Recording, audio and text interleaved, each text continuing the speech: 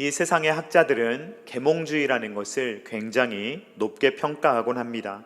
계몽주의를 통하여서 세상이 완전히 뒤바뀌었다는 것입니다. 자고 있던 세상이 깨어났고 무지몽매했던 사람들이 알게 되었다라는 것입니다. 이 계몽주의를 통해서 이성과 과학을 통하여서 이 세상이 근대화가 되었으며 근대화된 이후로 인류가 엄청나게 발전했다라는 것입니다.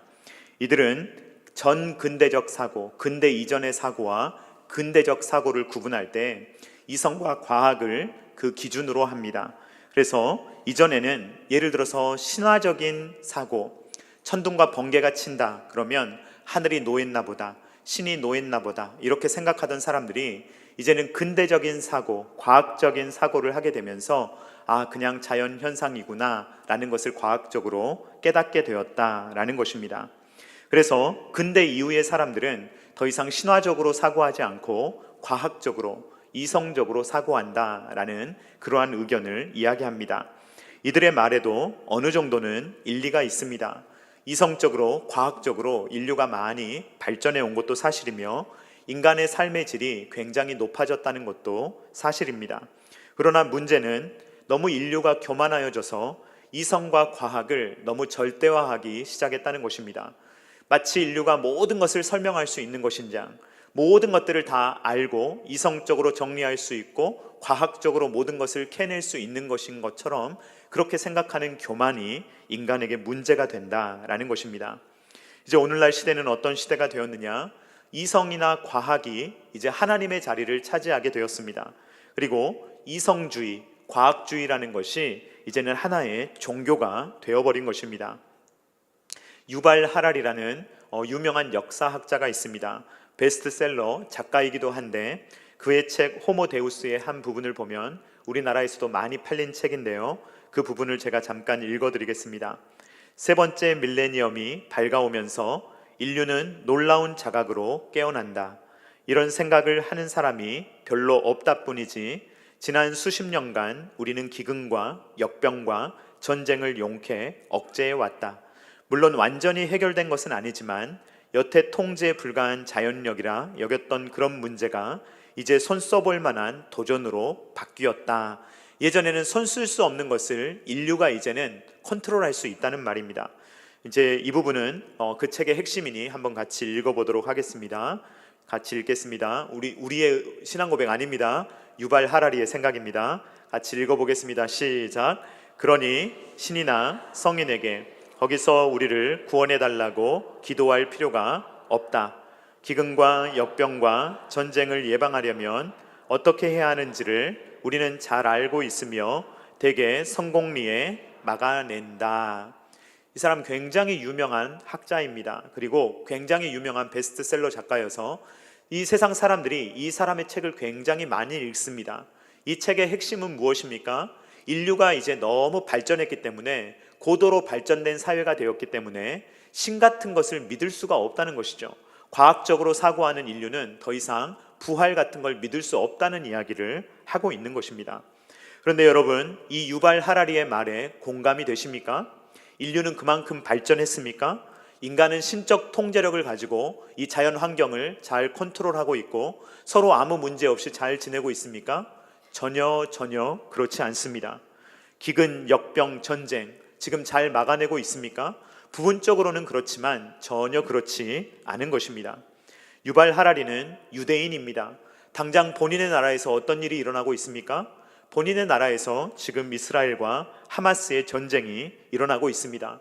고도로 발달했다는 그 이성과 과학을 가지고 상대방을 더 예리하게 공격하고 그 첨단 과학 기술을 가지고 상대방을 훨씬 더 정밀하게 타격하고 대량으로 살상하는 이러한 일들이 오늘날 일어나고 있다는 것입니다.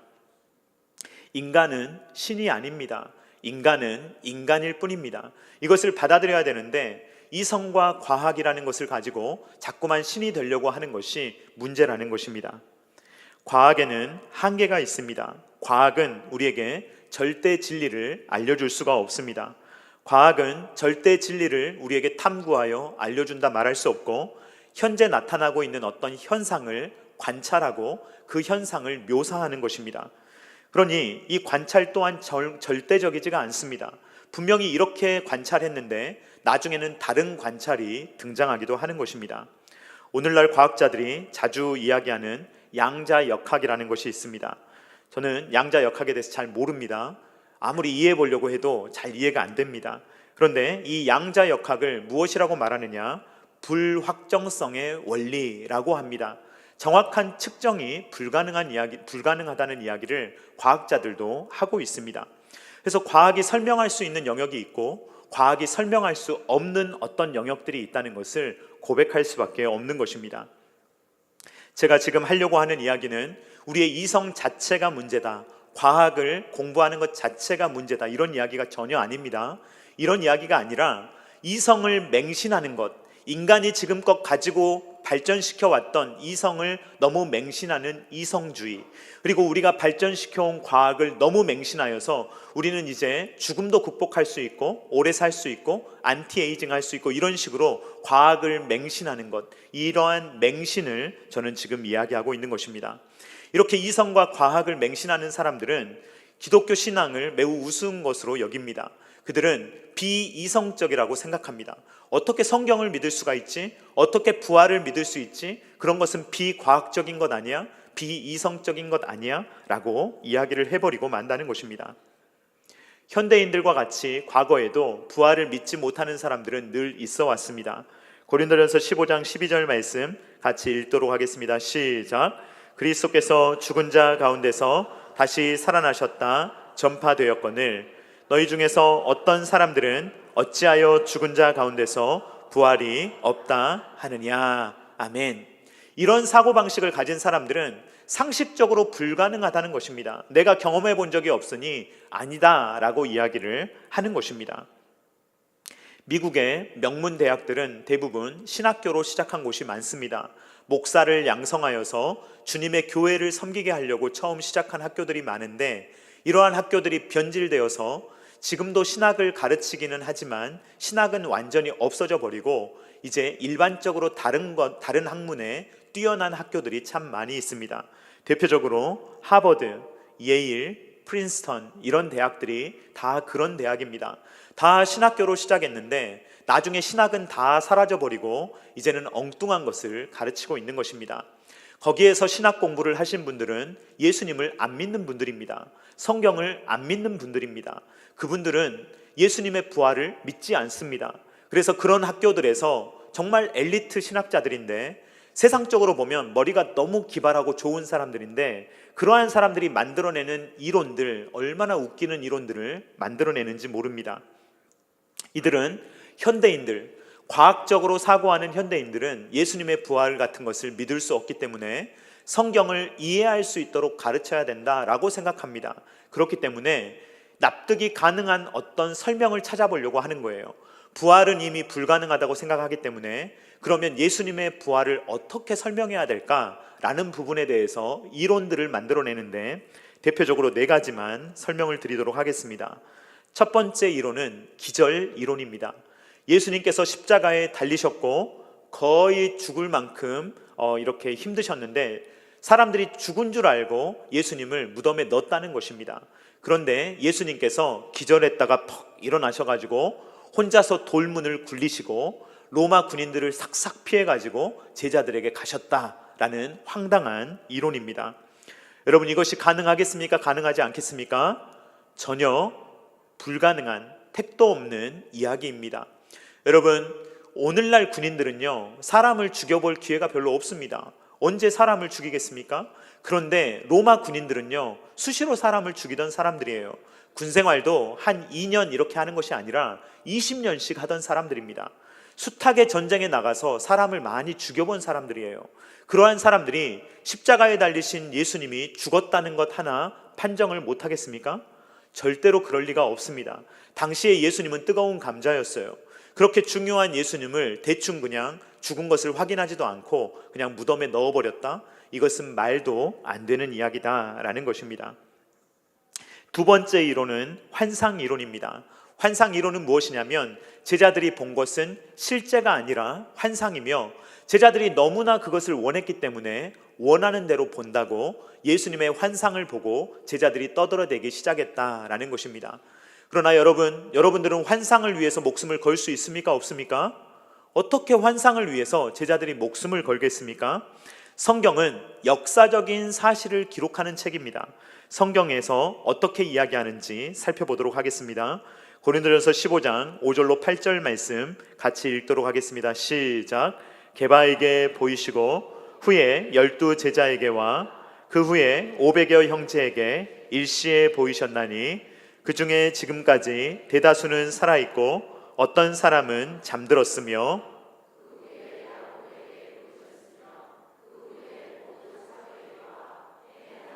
만삭하지 못하여 난 자 같은 내게도 보이셨느니라. 아멘. 예수님은 딱 한 번 어떤 사람 개인에게 나타나신 것이 아닙니다. 예수님께서는 게바에게, 12 제자에게, 500여 형제에게, 야고보에게, 모든 사도에게, 그리고 사도 바울에게 나타나셨습니다. 성경에 기록된 내용을 추적해 보면 부활하신 예수님은 유대에 나타나셨고 갈릴리에, 성읍에, 또 시골에 나타나셨고 실내에, 실외에, 아침에도 저녁에도, 가까이에서 멀리에서, 산 위에서 호숫가에서 여러 남자들에게, 여러 여자들에게, 때로는 개인에게, 때로는 500여 사람들에게 앉으신 채로, 서신 채로, 걸으시면서, 음식을 드시면서, 말씀하시면서 너무 많이 나타나셨다라는 것입니다. 당시에 예수님의 부활에 대해서 증언할 사람은 차고 넘쳤습니다. 수많은 사람들이 예수님의 부활을 목격했으며 그것을 위해서 목숨을 걸었던 것입니다. 그러므로 아무리 역사적으로 예수님의 부활에 대해서 부정하고 싶어하는 학자가 있다고 하더라도 그 사람은 역사적 사료가 너무 넘치기 때문에 예수님의 부활을 절대로 부인할 수가 없다는 것입니다. 세 번째 이론은 음모 이론입니다. 음모 이론은 무엇이냐면 제자들이 예수님의 시체를 도둑질하고 예수님께서 부활하셨다는 거짓말을 하고 다녔다라는 말입니다. 그런데 여러분, 예수님께서 십자가를 지실 때 제자들이 예수님 옆에 있었습니까? 다 도망가 버렸습니까? 예수님 살아계실 때는 다 도망갔던 자들이 예수님이 돌아가시고 나니까 갑자기 용기 있게 로마 군인들을 피해서 예수님의 시체를 도둑질하고 목숨을 걸고 예수님의 부활을 증거했다는 것이 말이 됩니까? 되지 않습니까? 말도 되지 않는 이야기입니다. 네 번째 이론은 제가 소개하는 이론 중에 가장 웃기고 황당한 이론입니다. 이런 이론이 한 10개 넘어요. 그런데 제가 4개만 소개하는 것입니다. 제일 웃기고 황당한 이론은 쌍둥이 이론입니다. 예수님이 쌍둥이가 있었다는 거예요. 그래서 갑자기 나타난 쌍둥이가 예수님의 역할을 하기 시작했다. 그러니까 얼마나 믿기 싫으면, 얼마나 믿고 싶지 않으면, 얼마나 부활을 부정하고 싶으면 이런 이론까지 만들어내겠습니까? 리 스트로벨이라는 분이 계십니다. 이분은 어떤 분이냐면 철저한 무신론자요. 이분은 예일대학에서 법학을 공부했고 이 법학 부분을 담당하는 기자였습니다. 시카고 트리뷴이라고 하는 언론기관에서 법률부를 담당하는 그러한 법학 전문 기자였습니다. 그런데 이 사람이 마음에 안 드는 게 있었어요. 자기는 이성적인 사람이라고 생각하기 때문에 도대체 예수님이 안 믿어지는데 자기의 아내가 교회를 너무 열심히 다니고 예수님을 너무 잘 믿는 거예요. 그래서 아내가 틀렸다는 것을 증명하고 싶은 거죠. 당신 틀렸어. 부활 같은 게 어디 있겠어. 말도 안 되는 걸 믿고 있어. 좀 이상한 사람 같아. 라고 하면서 이 기자 출신인 이 리 스트로벨이 이제 이것을 파기 시작합니다. 부활에 대해서 이 자료들을 수집하기 시작하는데 무려 21개월 동안 1년 9개월 동안 집요하게 부활이 가짜다라는 증거를 찾기 위해서 집요하게 자료를 수집하고 가짜야, 이거는 만들어낸 거야, 이것은 그냥 하나의 환상일 뿐이야, 이것은 이렇게 만들어낸 신화야 라는 것을 증명하려고 자료를 수집하면 수집할수록 그의 마음이 변화되어서 그는 결국 목사가 되었습니다. 그리고 리 스트로벨 목사님이 쓴 책이 부활의 증거라는 아직까지도 정말로 많은 사람들에게 읽히고 있는 매우 중요한 책을 쓰시게 되었습니다. 리 스트로벨 목사님은 철저한 무신론자였죠. 그리고 회의론자, 그리고 내가 확인하지 않으면 안 되는 꼼꼼하고 부정적인 사람이었습니다. 그런데 이 사람이 모든 것들을 다 검토해 본 다음에 어떻게 될 수밖에 없었느냐? 예수님의 부활을 인정하지 않을 수가 없었다는 것입니다. 스트로벨 목사님의 책에서 그는 이렇게 이야기합니다. 한번 같이 읽어보도록 하겠습니다. 시작.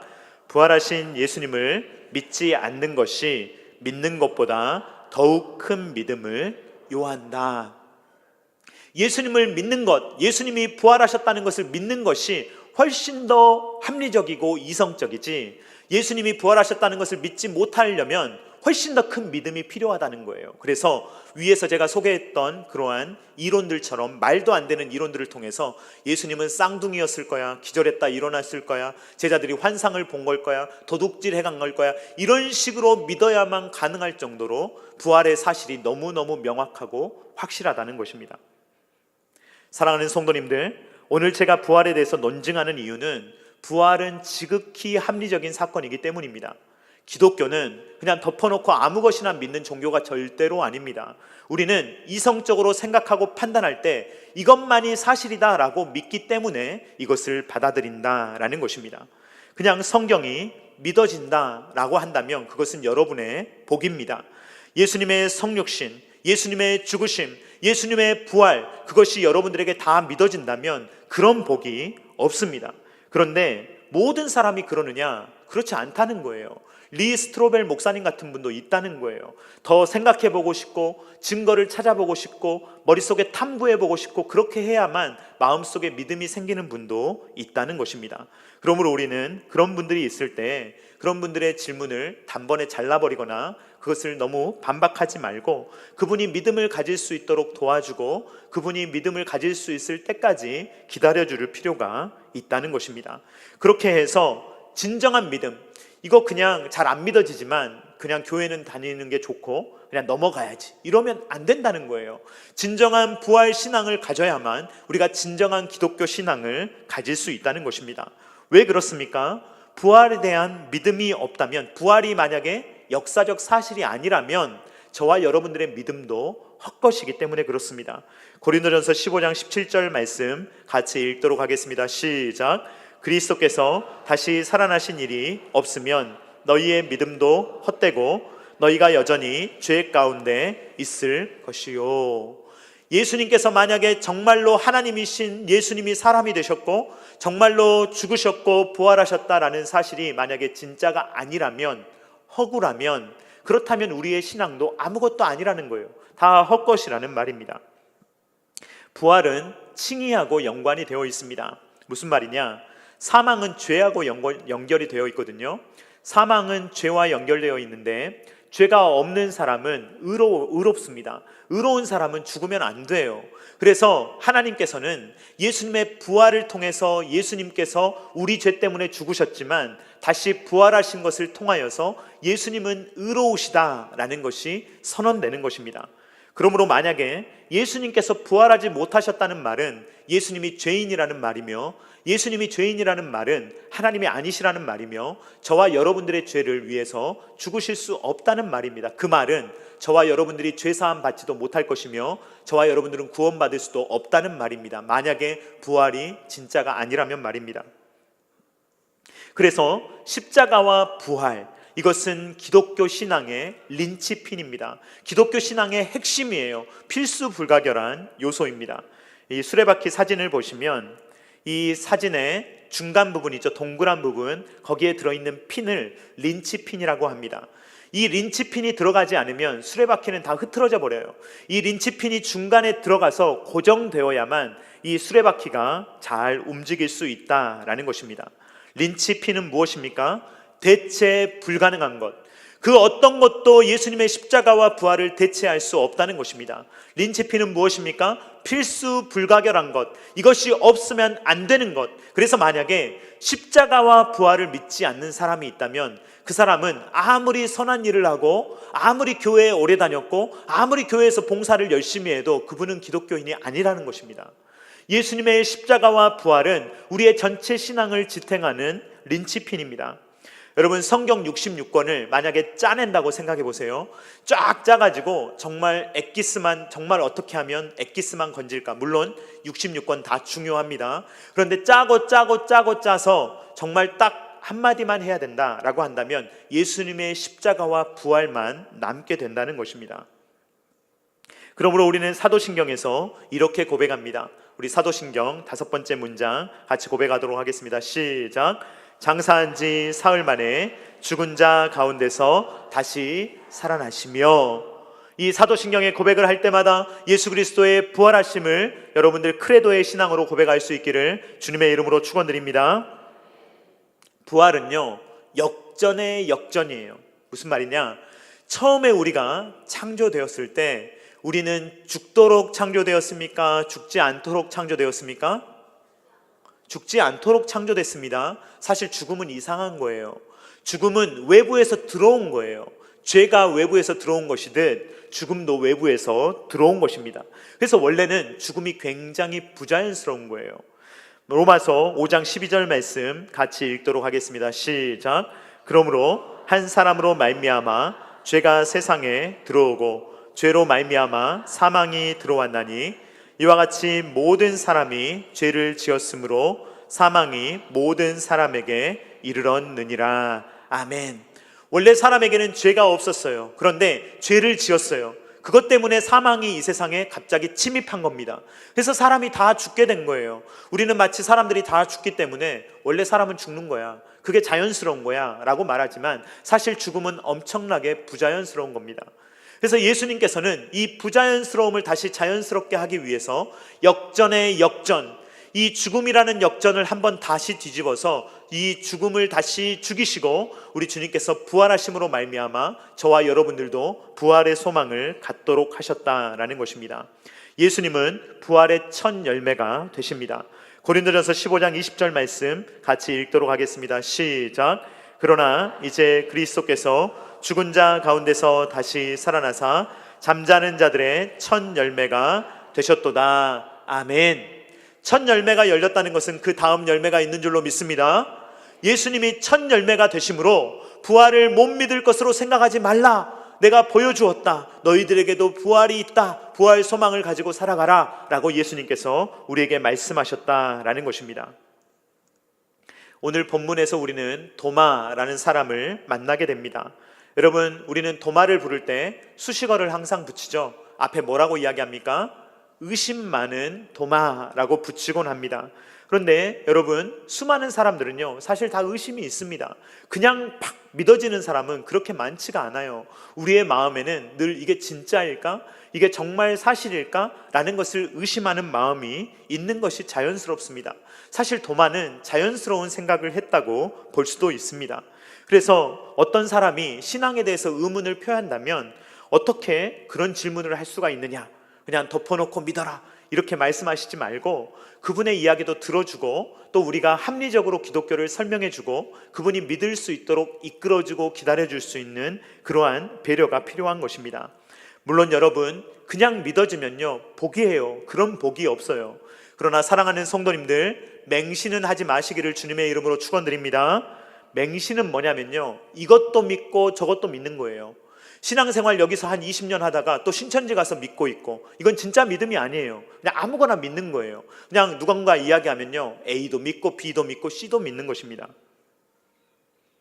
저는 요즘에 교회의 어떤 모습을 보면서 굉장히 부끄러움을 느낄 때가 있습니다. 지금 목사들이 주동이 되어서 한쪽은 광화문파를 이끌고 있고 한쪽은 여의도파를 이끌고 있습니다. 그러면서 서로 엄청나게 싸우고 있어요. 서로를 비방하고 있습니다. 도대체 목사인지 정치인인지 구분이 안 되는 사람들이 활동을 하고 있습니다. 저는 그것이 너무 부끄러워요. 그런데 거기에 참석해서 목사들이 하는 이야기에 무조건 아멘을 하는 사람들도 문제라고 생각합니다. 아무 이야기나 하는데, 정말 이상한 이야기를 하는데도 마치 자기의 정치적 의견을 따르지 않으면 구원이 없다고 하는데도 아멘하는 사람들이 있더라고요. 저는 이해할 수가 없습니다. 여러분, 이런 맹목적인 신앙으로 부활을 믿으라는 것이 아닙니다. 여러분, 정말 수용할 수 있는 것인가? 내가 이 부활 신앙을 정말 가질 수 있는 것인가? 그냥 맹목적으로 수용하는 것이 아니라 정말 크레도의 신앙으로 우리가 고백해야 된다라는 것입니다. 여러분, 이것이 그냥 믿어진다면 여러분들에게 큰 복입니다. 여러분, 부활을 믿으실 수 있기를 주님의 이름으로 축원드립니다. 그러나 만약에 믿어지지 않는다라고 한다면 여러분 한번 생각해 보세요. 정말로 한번 따져 보십시오. 이것이 정말인지 아닌지 한번 따져보면 하나님께서 여러분들의 마음에 분명한 확신을 주실 것입니다. 이성적으로 생각해도 우리는 창조와 부활을 얼마든지 믿고 수용할 수가 있는 것입니다. 오늘 본문에 등장하는 도마는 예수님의 부활에 대해서 들었어요. 다른 제자들에게 들었어요. 다른 제자들이 와서 도마, 예수님이 부활하셨다니까? 내가 만났어. 그런데 자기는 못 믿어요. 자기가 예수님을 못 만나서 아직 예수님의 부활을 믿지 못하는 것입니다. 요한복음 20장 24절로 25절 말씀 같이 읽도록 하겠습니다. 시작. 12제자 중에 하나로서 디드모라 불리는 도마는 예수께서 오셨을 때 함께 있지 아니한지라. 다른 제자들이 그에게 이르되 우리가 주를 보았노라 하니 도마가 이르되 내가 그의 손에 못자국을 보며 내 손가락을 그 못자국에 넣으며 내 손을 그 옆구리에 넣어보지 않고는 믿지 아니하겠노라 하니라. 아멘. 도마는 이런 사람입니다. 경험주의자예요. 그린란드가 있는가? 내가 가봐야 믿겠다. 약간 이런 사람이죠. 내가 그 땅을 밟아보고 눈으로 보고 내가 확인하면 내가 믿겠다. 경험주의자예요. 그런데 지금 우리 모두가 이렇게 해야 된다는 것은 아닙니다. 제가 하고 싶은 이야기는 도마가 이런 회의론자였어요. 나는 이렇게까지 하지 않으면 믿지 않을 거야 라고 강력하게 말했던 회의주의자가 바로 도마였다라는 사실입니다. 그런데 예수님께서는 도마를 내버려 두지 않으셨어요. 그냥 도마를 포기해버리지 않으셨어요. 그래? 넌 그런 생각이야? 그러고 그냥 도마를 내버려 두지 아니하시고 예수님께서는 도마를 찾아오셔서 도마의 마음을 고쳐주시는 것입니다. 요한복음 20장 27절 말씀 같이 읽도록 하겠습니다. 시작. 도마에게 이르시되 내 손가락을 이리 내밀어 내 손을 보고 내 손을 내밀어 내 옆구리에 넣어보라. 그리하여 믿음 없는 자가 되지 말고 믿는 자가 되라. 아멘.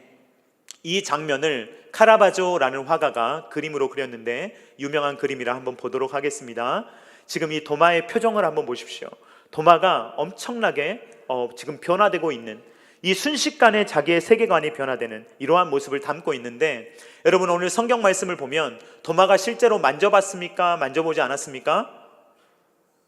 안 나와요. 몰라요. 만져봤는지 안 만져봤는지 성경에는 나오지 않습니다. 그냥 화가가 상상해서 그린 그림입니다. 중요한 것은 무엇이냐면 도마가 이때 생각이 변했다는 거예요. 어떤 형태로든 도마가 예전에는 부활을 믿지 못했는데 이제는 부활을 믿는 사람이 되었다라는 것입니다. 여러분, 이 본문, 오늘 본문이 우리에게 전달하는 교훈이 무엇일까요? 저와 여러분들도 도마처럼 의심하다가 예수님이 도마를 찾아오듯이 찾아와야만 우리가 신앙을 가질 수 있다, 이런 말이겠습니까? 그런 말이 아닙니다. 성경이 보여주려고 하는 것은 도마같이 의심하는 사람도 변화됐다는 거예요. 도마같이 의심하는 사람도 예수님의 부활을 믿게 됐다는 그러한 사실을 우리에게 보여주는 것입니다. 그래서 예수님께서 저와 여러분들에게 요구하시는 것은 무엇입니까? 보지 않고도 믿는 거예요. 요한복음 20장 29절 말씀 같이 읽도록 하겠습니다. 시작. 예수께서 이르시되 너는 나를 본고로 믿느냐? 보지 못하고 믿는 자들은 복되도다 하시니라. 아멘. 우리가 우리의 지금 시각을 가지고 지금 육체적으로 나타나신 예수 그리스도를 보지 않는다 할지라도 우리는 성경을 통해서, 성령 하나님을 통해서 우리 안에 내적으로 역사하시는 그 하나님의 역사를 통해서 얼마든지 부활신앙을 가질 수 있다는 것입니다. 그것이 더 복되다라는 것을 말씀하고 계시는 것입니다.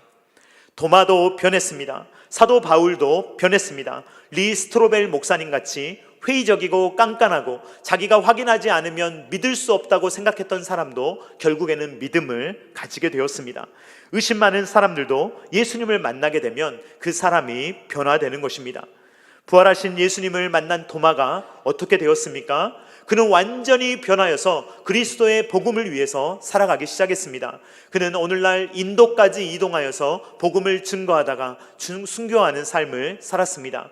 예수님의 부활하신 예수님을 만난 바울이 어떻게 되었습니까? 그의 인생이 완전히 뒤집혀가지고 주님을 위해서 살았습니다. 리 스트로벨 목사님이 어떻게 되었습니까? 부활하신 예수님을 믿게 되자 그도 완전히 인생이 변화되어서 회의적인 사람, 그 모든 것들을 사실을 추구하며 모든 것들의 사실관계를 추적하는 그 기자에서 이제는 예수 그리스도의 부활을 증거하는 그러한 변증가가 되었다는 것입니다. 부활을 믿지 않는 사람들은 고작 100년의 인생에 함몰되어 사는 것입니다. 이 100년 내가 어떻게 살까? 이 100년 동안 내가 어떻게 누릴까? 내가 하고 싶은 거 어떻게 하면서 살까? 이게 다예요. 이거 말고는 없습니다. 그러나 부활을 믿는 사람, 영원한 삶이 있다는 사람은 지금 100년을 살면서도 영원한 삶을 살아가게 되는 것입니다. 지금의 삶이 끝이 아니요, 이 삶이 영원에 잇대어 있다는 것을 깨닫는 것입니다. 그렇기 때문에 지금 이 유한한 인생의 모든 것을 걸지 않습니다. 영원한 인생을 준비하면서 이 땅에서 어떤 일이 있더라도 이 부활신앙을 가지고 승리하며 살아갈 수 있다는 것입니다. 사랑하는 성도님들, 부활을 믿으십니까? 죽음을 두려워하지 마시기를 주님의 이름으로 축원드립니다. 우리에게 죽음은 이제 더 이상 두려운 대상이 아니에요. 예수님의 부활을 믿는다면 죽음이 두렵지 않죠. 왜 죽음이 두렵습니까? 예수님의 부활을 믿지 않기 때문에, 나의 부활을 믿지 않기 때문에 이 죽음이 우리를 흔드는 것입니다. 사랑하는 성도님들, 이제 크레도의 시간입니다. 장사한 지 사흘 만에 죽은 자 가운데서 다시 살아나시며 이것을 내가 믿느냐라고 말씀하실 때 크레도, 주여 제가 믿습니다. 저는 부활신앙을 가지고 있습니다. 저는 죽음이 두렵지 않습니다. 저는 영원에 잇대어 살아가고 있습니다 라고 고백할 수 있는 저와 사랑하는 성도님들 다 될 수 있기를 주님의 이름으로 축원드립니다. 부활은 신화가 아닙니다. 부활은 사실입니다. 부활은 진리입니다. 예수님의 부활은 절대적인 진리입니다. 절대로 변하지 않는 것입니다. 그러므로 이 확고한 부활 신앙을 가지고 이 세상을 살아갈 때 늘 승리하며 살아갈 수 있는 저와 사랑하는 성도님들 다 되실 수 있기를 주님의 이름으로 축원드립니다. 주님의 이름으로 축원드립니다. 같이 찬양하도록 하겠습니다. 예수 열방의 소망, 우리 위에 죽으시고 다시 사신 생명의 주님이 우리의 유일한 소망이십니다 라는 것을 힘차게 고백하도록 하겠습니다.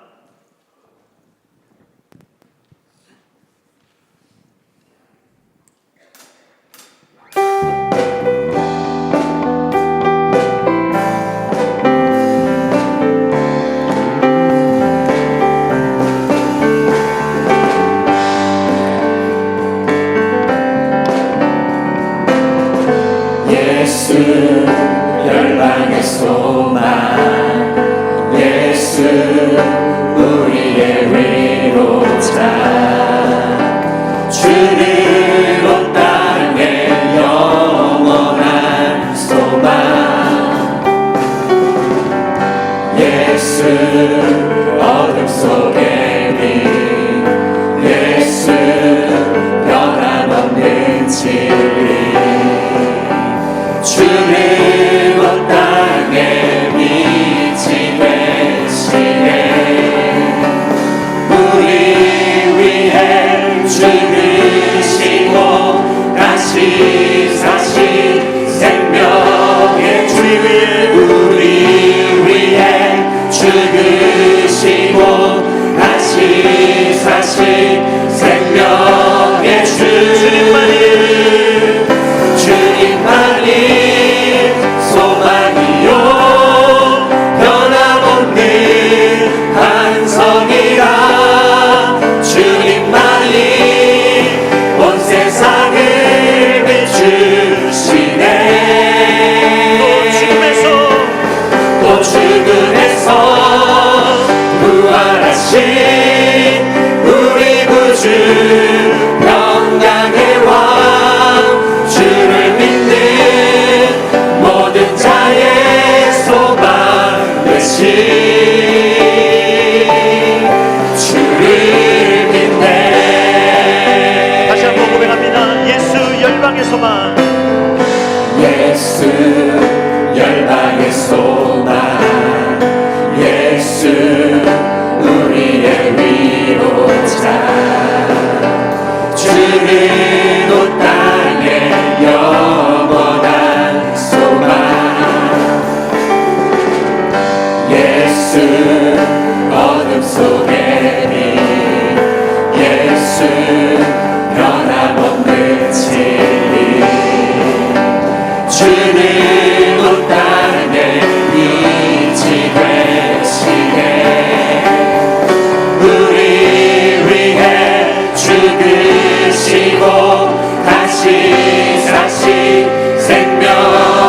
예수 우리 위해 죽으시고 다시 사신 생명의 주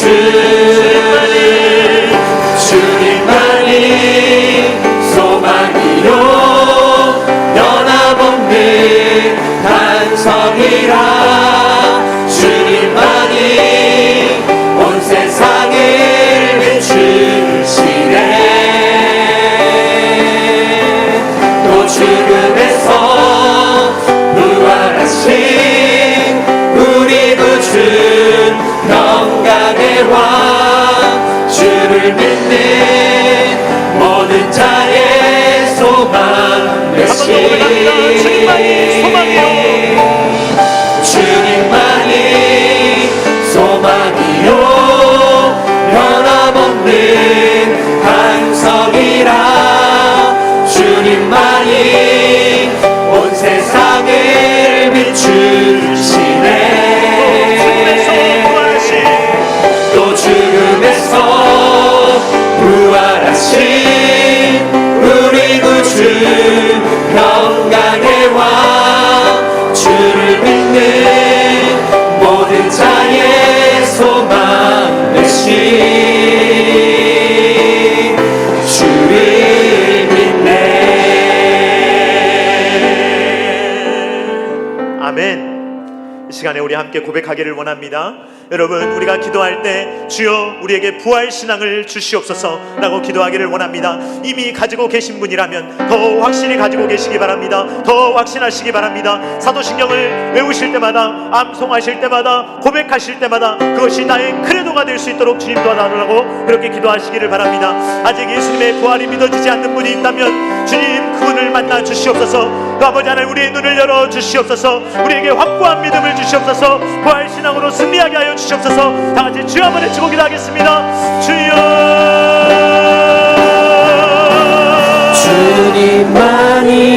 주님만이 소망이요 변함없는 반석이라 주님만이 온 세상을 비추시네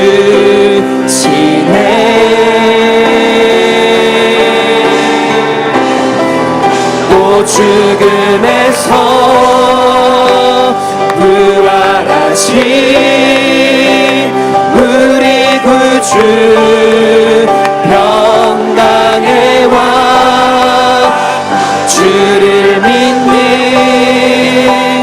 모든 자의 소망 되신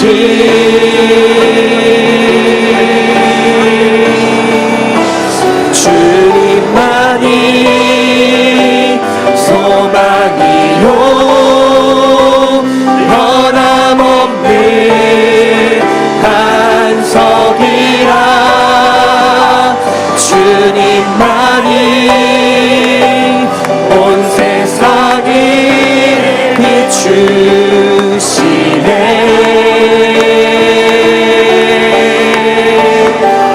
또 죽음에서 부활하신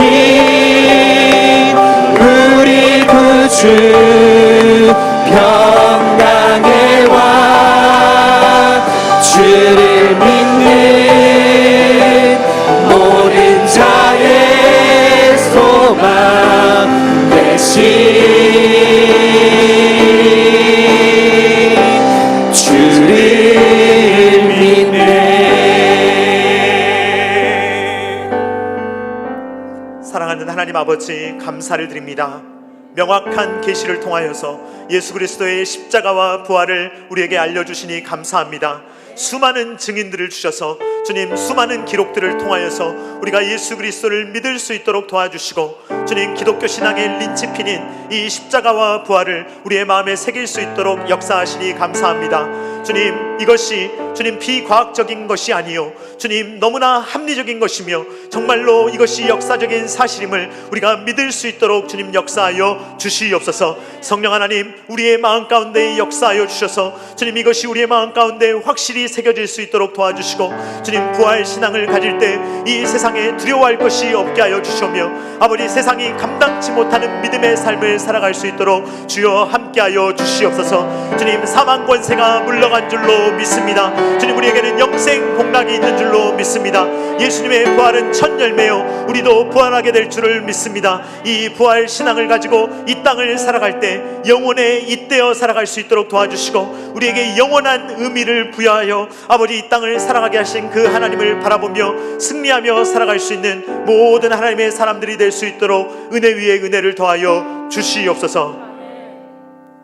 이제는 우리 주 예수 그리스도의 십자가의 무한하신 은혜와 독생자 아들을 아낌없이 내어주신 성부 하나님의 사랑하심과 성령 하나님의 감동 감화 역사 교통하심이 예수님의 십자가와 부활을 우리 기독교 신앙의 핵심으로 알고 믿으며 절대로 흔들리지 아니하며 우리의 죽음이 끝이 아니요 우리에게 영생이 있다는 것을 기억하며 부활이 있다는 것을 기억하며 이 땅을 영혼에 잇대어서 승리하며 살아가기를 원하는 사랑하는 모든 주의 자녀들의 머리머리 위에와 각 가정과 주님께서 피로 값주고 사신 첨단 계다시교회 위에와 조국과 세계 열방 가운데 이제로부터 영원토록 함께 있기를 간절히 축원하옵나이다.